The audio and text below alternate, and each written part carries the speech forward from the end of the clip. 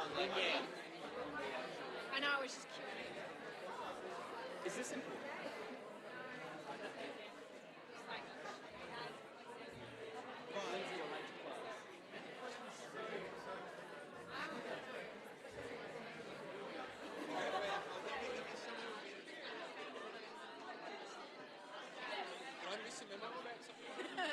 I'll have the border collie. Yeah. I have the Well, hello everyone. Is that on? Good afternoon, everyone. I hope those treats were yum because they definitely looked yum.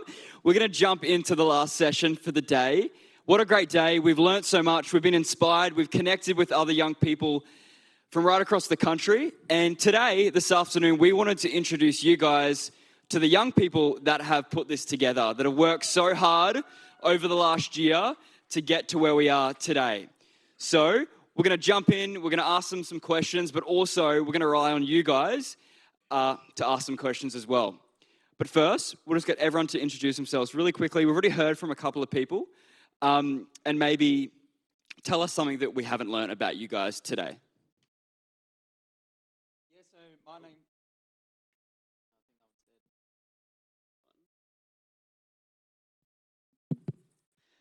Yeah, hey everyone, my name is Patrick. So as you would have heard before, I'm employed at Lindisfarne Anglican Grammar School to help with all the sustainability work there. I've been there for the last 5 years. I do a lot of regeneration work along Tallabudgera Creek, lots of different works with City of Gold Coast Council, with our Natural City Strategy, Naturally GC. I've been involved and passionate about wildlife conservation my entire life. Steve Irwin and David Attenborough were always my inspiration since a toddler, and I've always known that I wanted to work in this space. I've actually written to David Attenborough twice, and he actually responded to both of those letters, all handwritten, which is so incredible. I sent the latest letter just earlier this year. He's 99 and he's still going, and he's an incredible role model for not only myself but so many in this space. But absolutely love wildlife, obsessed with reptiles, love bird watching, seeing 200 species of birds on the Gold Coast, which I don't think I think that's a pretty good effort. So I try to do whatever I can within my local area to try and make a difference. And it's been fantastic to be involved in such an incredible event like this and to work with these incredible people along the way.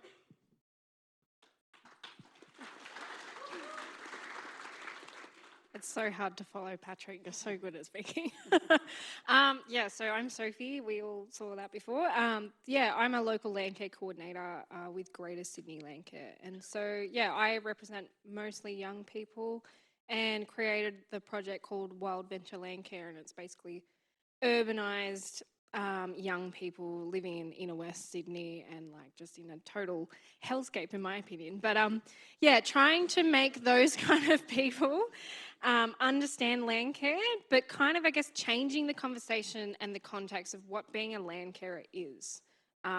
Traditionally, people think that you need big, large spaces of land on ag plots or, acreage or something like that to be a landcarer and remove weeds and stuff like that. And it's that's just not happening with young people anymore, especially in these large city settings. And that's where the most young people are. So, kind of turning that idea on its head, and the project kind of gets them out in nature, but it also gives them practical methods on how to be more sustainable, how to be a better land carer in your own plot. And so, that urban land care idea over there we had in the hackathon was so great to just have those ideas be added, do verge gardening, build up gardens that you can boost pollinators within your own plot in the city, because that we still have wildlife and so much life in these spaces. So just people kind of just feel disconnected, and we really shouldn't be. We should be living with nature in those spaces. So that's that project.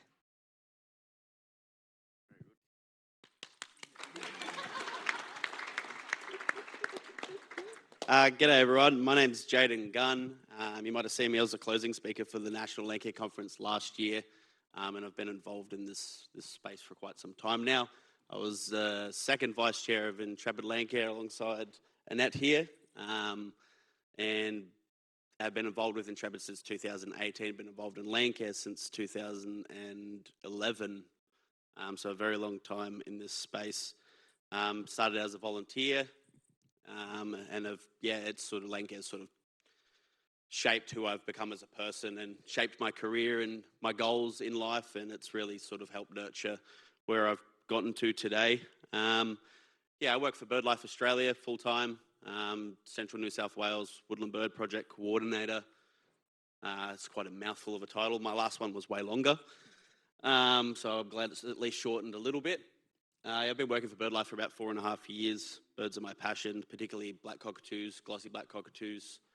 You might have seen me on webinars or in news articles or on the radio talking about them. It's pretty much takes over the majority of my life. Even my spare time, if I'm not working with black cockatoos and I've got time off work, I'm out working with black cockatoos.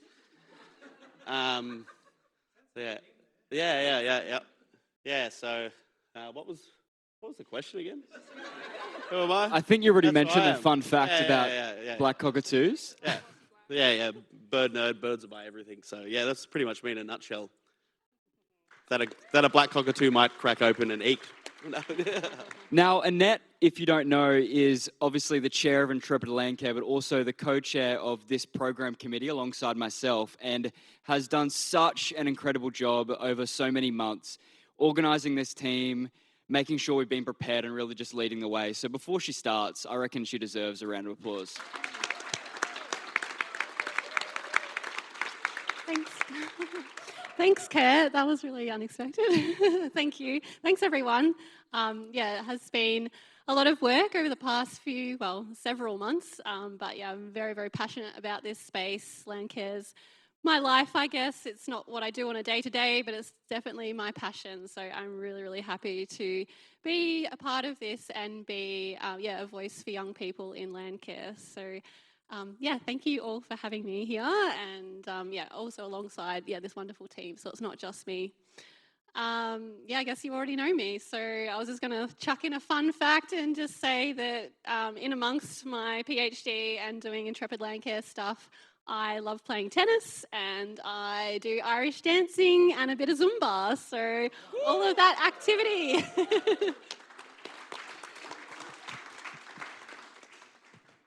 Hello again, everybody.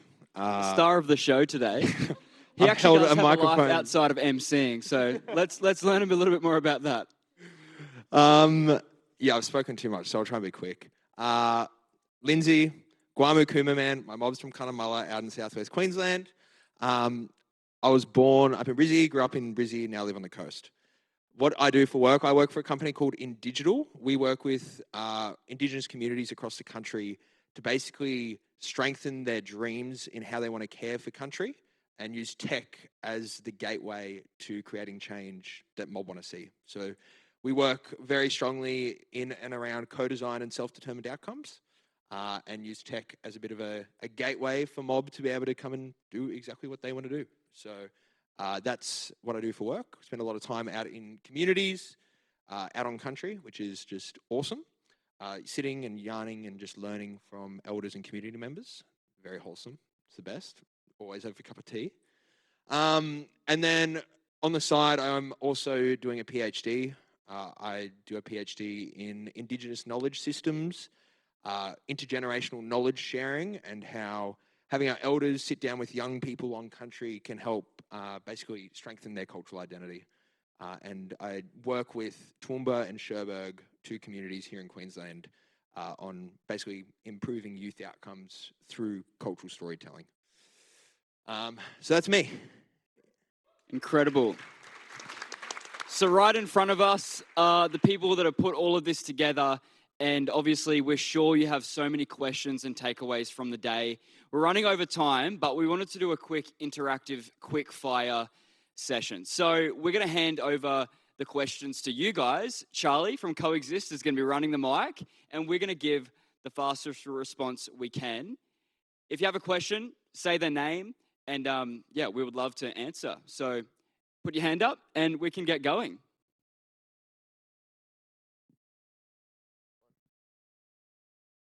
This is to everyone. What barriers did you feel like you faced a lot in the early days of your career, and what ones have you got over now, and what ones are you still facing that you thought you would have got over?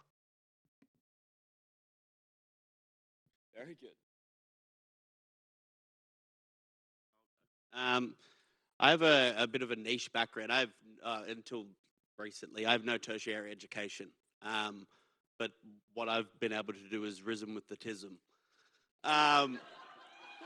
So, yeah. I don't know if we're allowed to clap to that, but I am. Yeah, I have ADHD and a bit on the spectrum, bipolar as well. Terrible student at school. Kicked out of every class. Was disrupting others. I was the kid that make everyone laugh. But through Landcare, as I said, it sort of nurtured me and shaped me as a person. I found my passion. I can go out there and identify every single species of bird in Australia by sight and sound. But if you walk up to me and introduce yourself less than 3 times, I'll forget you as soon as you walk off. But if I hear a bird make a noise, I'll look at it and know exactly what it is. And pretty much in any corner of Australia or New Zealand for that matter. I'm from New Zealand. So some of the barriers I face is definitely a little bit unique to me, I think. Or it would be quite similar to yourself as well, Kurt. So having no tertiary education, trying to make it into a scientific field as an ecologist has been really, really difficult. And I found Landcare itself, the body of Landcare and the community of Landcare has been really supportive, and being able to learn and network with so many professionals across so many different fields has been the biggest part of me making it to where I am in my professional career. University degrees mean a lot, sure thing, but I haven't needed one. And that is purely because of the people that I've met and what I've learned from those people. So your support network and the experience that you can gather as a young person trying to get into your roles and make it into your career is equally, if not more, valuable than the actual university degree or the thing that you dedicate yourself to initially. So definitely go out there and network with as many people as you can, meet as many people as you can, learn as much as you can from a wide variety of opinions and perspectives, and that'll get you so far in any career in this field of work.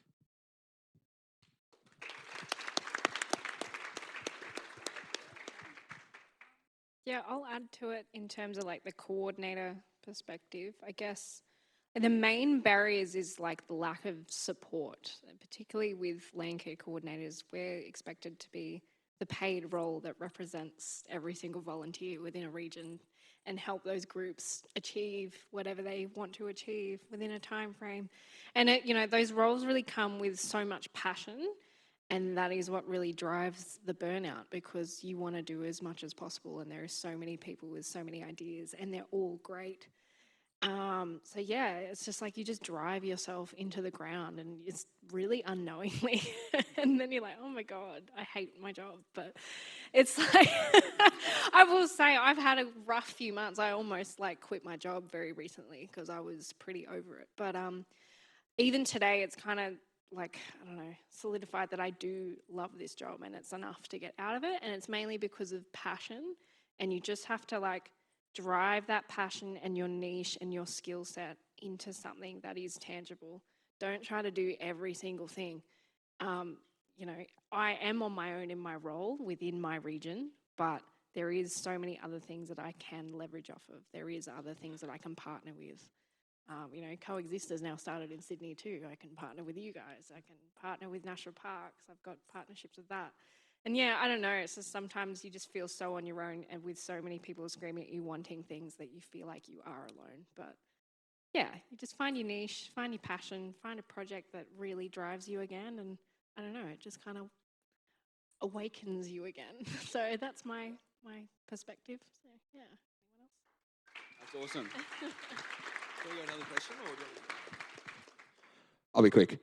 I think the biggest barrier that I've faced is imposter syndrome. Like, as a young person showing up in any space, like, you're always the youngest one in the room nearly, right? And you're like, bro, what am I doing here?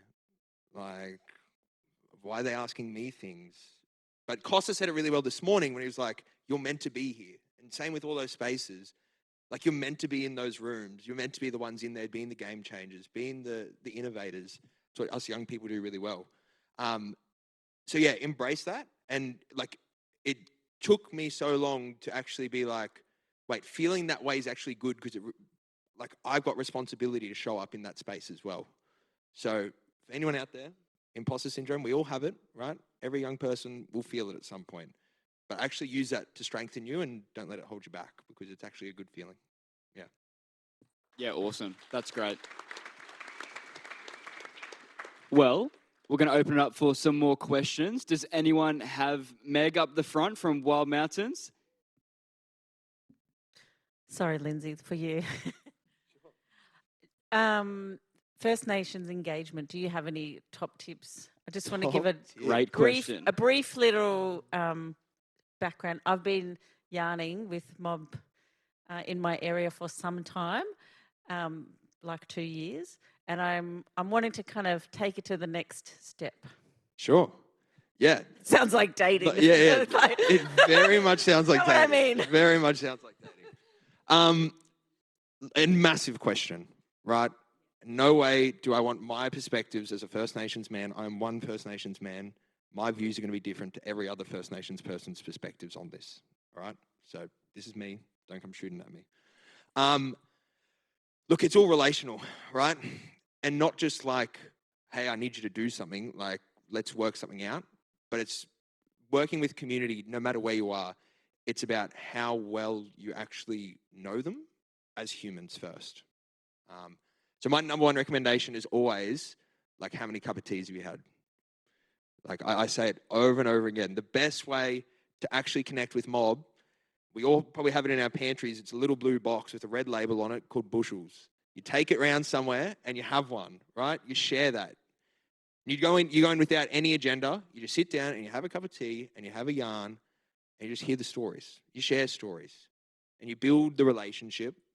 And from that relationship, eventually, it might take 10 cuppers, it might take 50 cuppers, it might take 1 cuppa. But eventually, you'll have something there that you can then build off and work off. Once you've already got those foundations set, then, things can get flying, right? But it's those first little relational pieces that are the most important for mob, no matter who you are. I think it's also important for us as humans as well, right? Like, I'm saying this in the First Nations realm, but I think as humans, like, of course I'm going to help Annette if I have a relationship with her, if I know what she's on about. Like, if someone calls you and is like, hey, I need you to do this for me, and you're like, who the hell are you? Like, what are you doing? Like, really? So, yeah, using that as the foundation and then coming to the sides with the notion of reciprocity. That's the next step, is you scratch my back, I'm scratching yours. So if you need mob to come and help you at a Landcare event, or you want to get them involved with some sort of knowledge sharing or, tree planting or something like that, I don't know.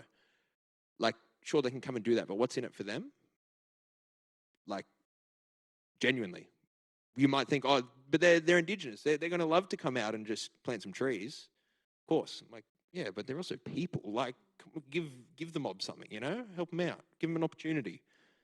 So, yeah, just looking at where's the reciprocity in that relationship, and investing a little bit there. I guess that's a good starting point, I guess. Yeah, awesome. Such a great question, Megan. Yeah, thank you, Lindsay, for providing such valuable insight. We definitely have so long to go on that journey. Any other questions? Question up this way.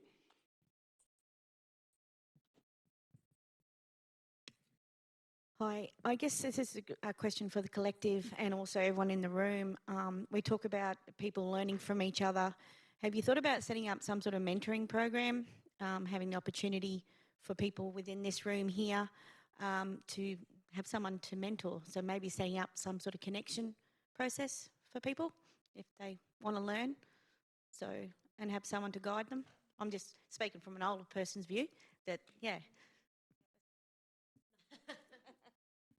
Sorry, what was the start of the question? I missed. Just like, have you thought about setting up a mentoring program, like within the people that are in? Yeah, it's the same. It's the same sort of reason why a lot of organisations Landcare, one of them struggle to get youth in the first place to contribute or commit to volunteering. And it's time. You know, we're young people. Some of us are professionals working in this industry, but some of us aren't. And it's like it's very expensive to time's money. Yeah, definitely. Yeah, so yeah, okay, yeah, we did that last time as well. It was in the handbook that we developed together. Definitely, yeah. No, we're always there. We're all interconnected. If there's questions or anything, we're always happy to. I'm speaking from Intrepid Landcare's perspective, but I'm sure it's open to coexist and everyone else involved in Wild Ventures. What is Wild? Yeah, Wild Ventures as well. We're always open to mentorship in general. That's what this is. A lot of these organisations were created on that foundation to be able to mentor and lead others so that they can lead themselves and their communities. So yeah, it's always an option. It's always there, and we're always open to receive any communications and comments and anything and questions sent our way. I think it's a great idea, and it might be something we should chat about, Mel, in terms of like this is like an outcome of this thing is creating a form of a mentor program through Landcare Australia for the NextGen mob. So yeah, I think it would be a great outcome. So. Yep. And I know that today is such a pivotal point for Landcare Australia in terms of youth engagement, and we're already having discussions about, all right, how do we move this from just a youth day, but further on programs around, you know, online seminars or mentorship programs, and how can Landcare Australia actually further support the youth groups that are already existing. And for Landcare Australia, that's being interwoven right throughout their strategic plan. And I know that we're all excited to be a part of what is going to come out of that. So we're grateful. Any other questions? We probably have 2 to 3 more. Yeah, absolutely.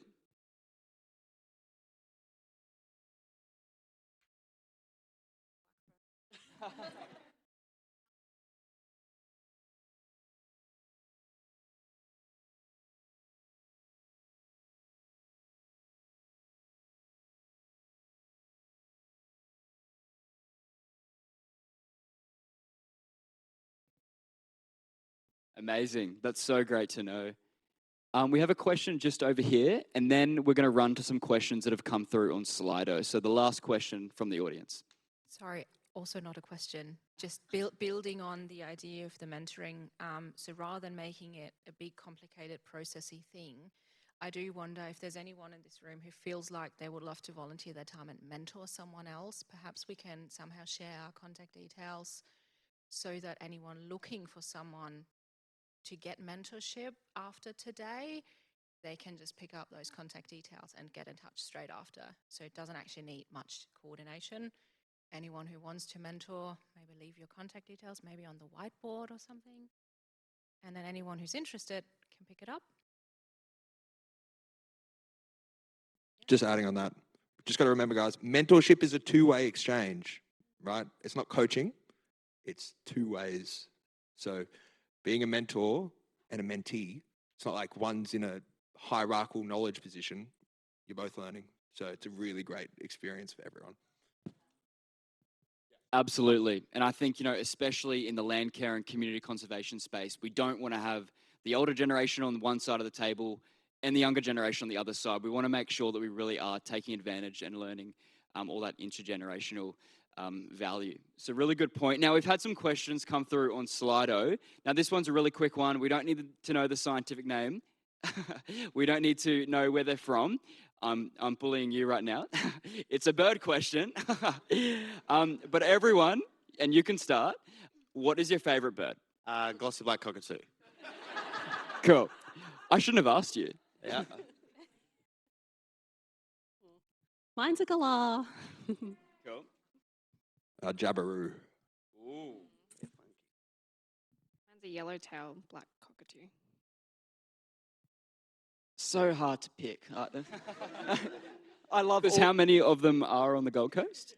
There is about 375 species on the Gold And Coast. how could you have a favourite? It's impossible, but if you put me on the spot right now, I'm doing it. I'll say Regent bowerbird. The males are absolutely spectacular. Their coloration is like fluoro yellow, and then the comparison between the fluoro yellow and the black is like out of this world. I love them. Amazing. Mine's the wedge-tailed eagle. For all the people from the outback. Now, this is a question. Again, quick-fire responses. Quick-fire responses. What is something that has made you feel in awe of Landcare? I feel like when you start on these Landcare projects, you can come on and just turning up to the scene, you can feel really, really defeated by the state of the area.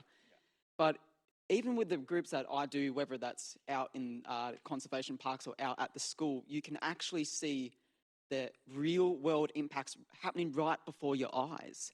At the school, there were some areas, there were former footpaths there, and you would be knee-height in weeds. And then right now, the footpath's open, we can access it, there's no weeds there. At the conservation parks where I do work along Tullabudra Creek, I have visually seen the wildlife come back. The bird numbers are going through the roof. We've got koalas everywhere. We've got koalas breeding all throughout the park. So you can actually see the impact that you are having in real time right before your eyes. And as long as you just keep up the effort, it just keeps getting better and better every week. That's awesome, Patrick. Mine is just community. Like, I have really found my place in Landcare. I used to feel like I was always on the outer, but I've really found my people in Landcare. I don't know. No matter how awkward and weird and like bird nerdy you are, like people love you and people are like so welcoming, and it's just such a great community vibe. So I love it. I don't know. I was going to say people, but yeah, the quality of people I think is more what I was referring. I've been in this space for a really long time, and there's not a single person that I can put to mind that I go, oh, I hate that person. Like they're in Landcare, like they, I love everyone that's Join Landcare. yeah. No, they're You will be loved. genuinely. Honestly, so good.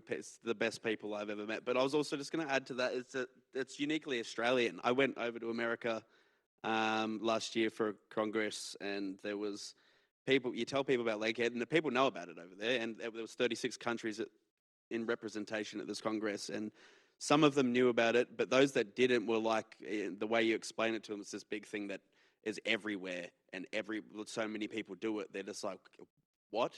Why is this not here in America? Why are they not doing it in New Zealand and everywhere else in the world? We do have Landcare Global now, and they are taking the lessons that we've learned from this organisation globally and really applying it. So people even in countries like I think it was in India, we're building rooftop gardens to support communities, and taking just the really simple lessons that we know and practice here and using them to really benefit communities and struggling communities overseas is just, it's incredible.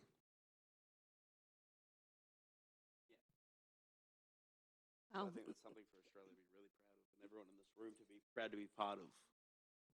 Definitely. Also a business opportunity if you want to go to New Zealand, start it up. Yeah, I would also say the people, and yeah, I've definitely found my people in the Landcare space. But also, I think for me, like growing up in a regional area, just seeing like a landholder just like wanting to do a bit of revegetation, and then they just pop their head over the fence or chat to the neighbour and say, I'm doing this, and the neighbour says, oh, I want to do that too, and they just connect, and then they've got their little wildlife corridor, and then they just sort of spread that out into the rest of the Landcare network, and you've got all of these landholders there. And I mean, it can work in urban areas as well, when you've got someone having their nice little veggie patch or their garden, and they're popping their head over the fence and saying, look what I'm doing. And then someone else says, wow, that's amazing, I want to do that too. So it's just that nice, that spread of goodness that Landcare does. I'll just say the passion. That's enough said. Very, very sweet. Very nice, Lindsay. It's good to have passion. For me, I think it's just the opportunity and potential for the future. Especially as young people, there's so much that we can bring to this space, and how can we continue to make it attractive for other young people? So I'm excited about that. Now, that's going to be our last question, but I suppose really wrapping everything up, we want you guys to go back out into communities and really help drive this mission forward. Whether you're a part of Intrepid, whether you're a part of Waddle, whether you're a part of Coexist, we're all here trying to achieve the same thing. And moving forward, we want you guys to all network and reach out to each other, see how you can collaborate and bounce ideas and learnings off one another. So thank you so much, everyone, for coming. Before we kind of go into the next segment, I just wanted to introduce the dogs. Now, you probably were thinking, why the hell were there some dogs sitting up on the stage throughout the day? But these are our dogs. Can I have a hand, Patrick? Is that all right? This is Wattle. Is that right? That's Waddle. And this is Banksia.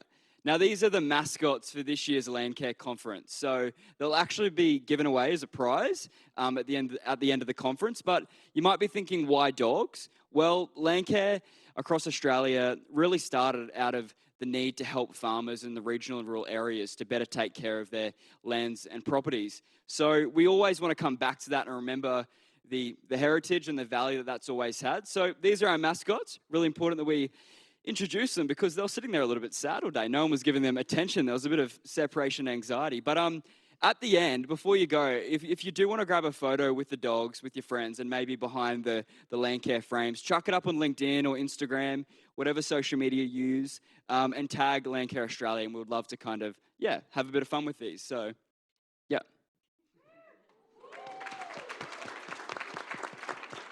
And two lucky winners at the Landcare conference are going to go home with some stuffed dogs. I don't know what they're going to do with them. They're so cute. Cool. Well, that's it. A big round of applause for all of the amazing leaders that are charging Landcare forward.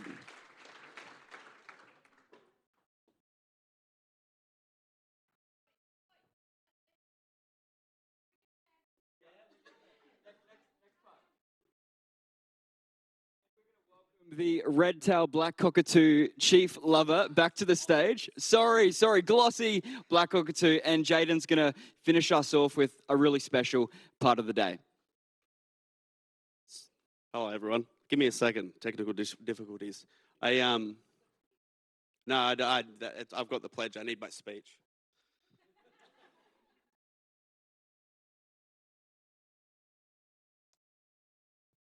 I'm terrible at winging things because I have ADHD, and I'll just go on a tangent. It has nothing to do with what I'm supposed to talk about. I'm going to try and sit this on here without...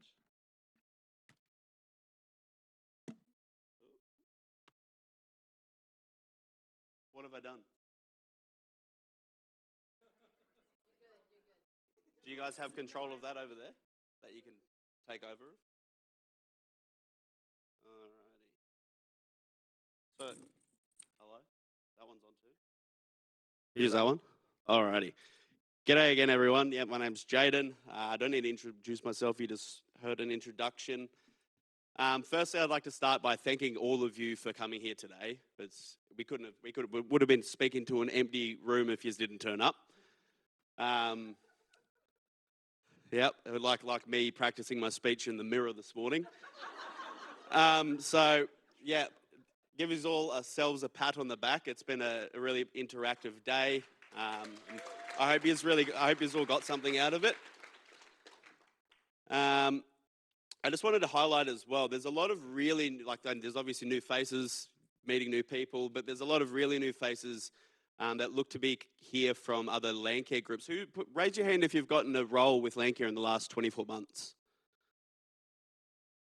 Yeah, so there's quite a few new faces. So, one of the things that we asked for, Doug mentioned it in his speech as well in the Sydney conference, and I mentioned it in my closing remarks with LMASAP at the sort of ending of it all when we were wrapping it all up, was we wanted succession support and security for Landcare coordinators. And I've seen almost all of those things. We've seen a lot more succession. We've seen a lot of new Landcare coordinators in each region, more funding going to support that. So that's an incredible achievement in itself.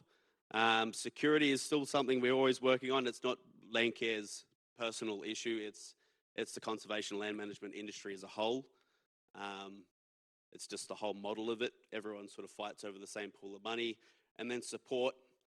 I think we're all becoming more supportive of one another, and it's something within itself. It's really something to be proud of. And if you look around the room here and see all these people, you know, we've all got each other's back. We're all here to support. If anyone needs needs a shoulder to cry on or an ear to yarn to, you know, you've got people right next to you. We're all one big network, one big family, and that's one thing that makes Landcare so special. So to everyone who spoke today, spoke from the heart today, thank you for your courage and your insight. And thank you for your hope. I'm sure you've all lit a spark in someone's passion here today.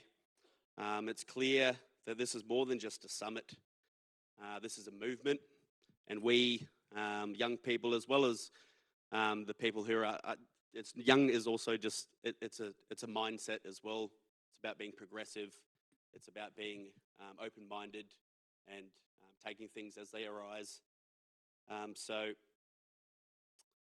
we as young people from every corner of the country, we're right at the center of everything. We are the next generation, but we're not just waiting in the wings. We're stepping up, speaking out, and taking action. Because the challenges we face don't belong to the future, they're here now. Australia's landscapes are breathtaking. Ancient forests, fragile coastlines, red deserts that stretch for miles, and native animals are found nowhere else on Earth. But many of these ecosystems and species that call it home, they're under threat, impacted by climate change, pollution, land clearing, and loss of biodiversity. We are watching sacred places change, we are watching species disappear, and we are learning, some of us painfully, that the natural world is not infinite. It is precious, and it needs us. But here's the thing. We're not helpless. We're powerful.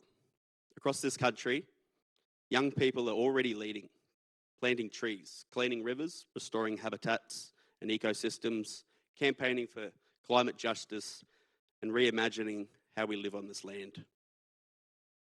We're designing new solutions, as we did today in that session that we did. We're asking bold questions.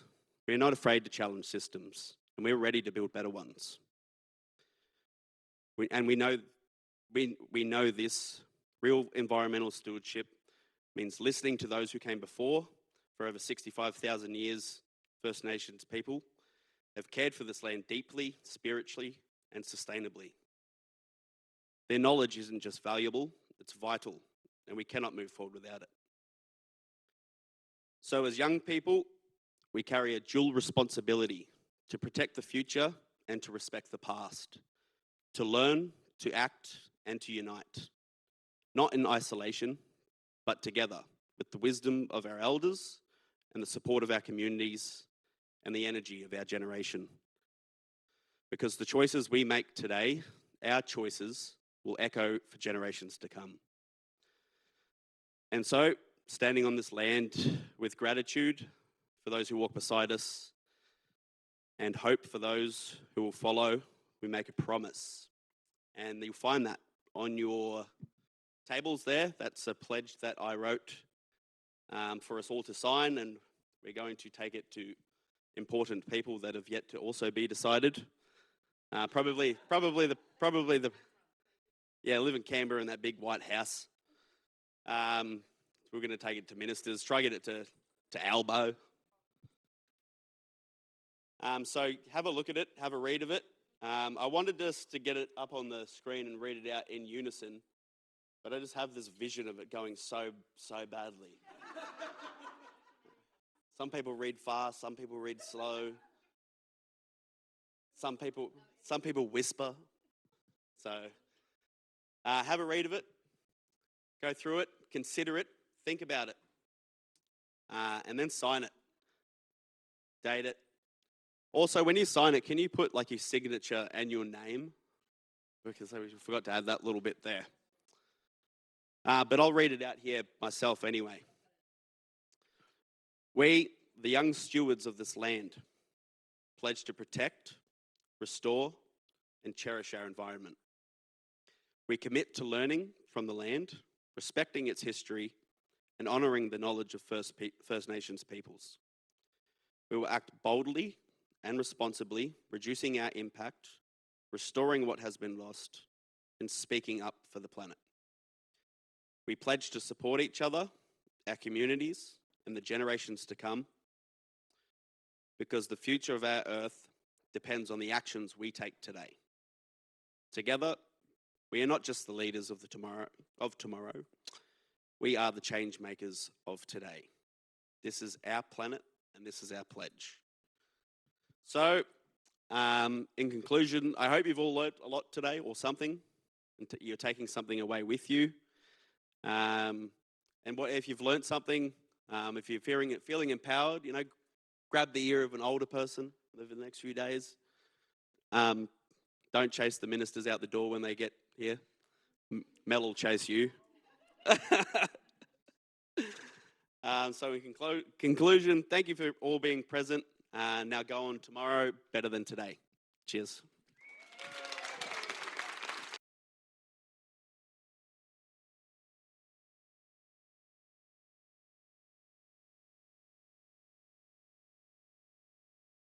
That's it, you can go. Oh, with the pledges, just leave them. If you can sign them, just leave them. I'll collect them.